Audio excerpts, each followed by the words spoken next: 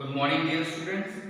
Today I am going to discuss with you the new topic of this unit, that is structure of solid, the defect or the imperfection in solids.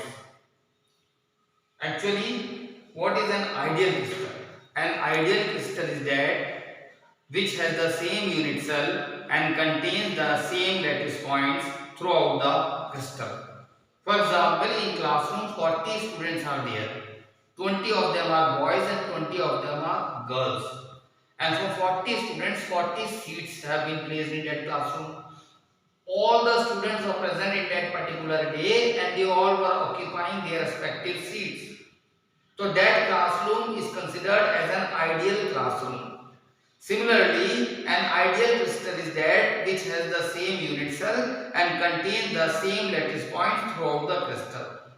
However, when a teacher leaves the class, there may be a possibility that some of the students may leave the classroom. Actually, their intention was to bunk the class. And it may also be possible that some of the students may not leave the classroom, but they may leave their appropriate place, that is, they may get up from their seat and they may start wandering here and there in between the gaps placed between the seats.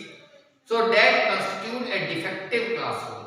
Similarly, with the rise in temperature, there is a possibility that some of the lattice points may remain unoccupied. So this will constitute a defect. So number of such defects per centimeter cube at a given temperature on the absolute scale is given by the equation small n is equal to capital N e raised to power minus W upon 2 RT, where small is the number of defects per centimeter cube, whereas capital N is the total number of sites per centimeter cube of the crystal, W is the energy or the work required to produce the defect, and R is the universal gas constant, and E is the base of natural logarithm. Now this defect in crystal may be discussed under two different headings. First one is defects in stoichiometric crystals. Actually, what are stoichiometric crystals? Stoichiometric crystals are those in which the number of positive and negative ions are exactly in the same ratios as indicated by their chemical formula. For example, if suppose AB type of crystal is there, it will be containing equal number of A positive ion and equal number of B negative ions. In these crystals, two types of defects have been generally observed. First one is Schottky defect and the second one is Frenkel defect. Schottky defect arises when some of the lattice points may remain unoccupied, and these unoccupied lattice points are called as lattice vacancies or holes, which are created due to the missing of one positive ion and one negative ion from the crystal lattice. However, crystal as a whole will remain electrically neutral because the number of missing positive ions and the negative ions is the same. This defect is shown by strongly ionic compounds having high coordination number and which the size of cation or anion is nearly the same. For example, sodium chloride and cesium chloride. The second one is the Frenkel defect, also called as dislocation defect. This defect arises when an ion occupies an interstitial position between the lattice points.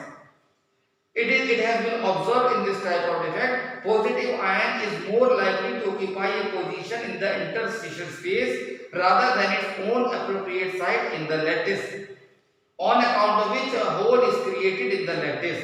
Again, the crystal as a whole is remain electrically neutral due to the equal number of positive and negative ions. In this type of defect, positive ions are more likely to occupy the interstitial position because the size of cation is always smaller than the size of anion. This defect is shown by ionic compounds having low coordination number and in which the size of cation is smaller than the size of anion.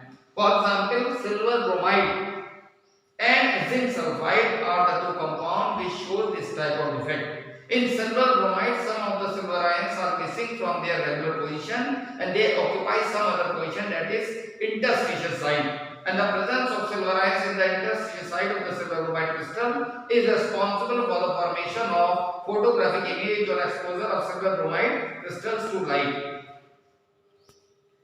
The consequences of these two types of defect is that the closeness of similar charges brought about the Frenkel defect increases the dielectric constant of the crystal. Number 2, the presence of holes lowers the density porosity of the crystal.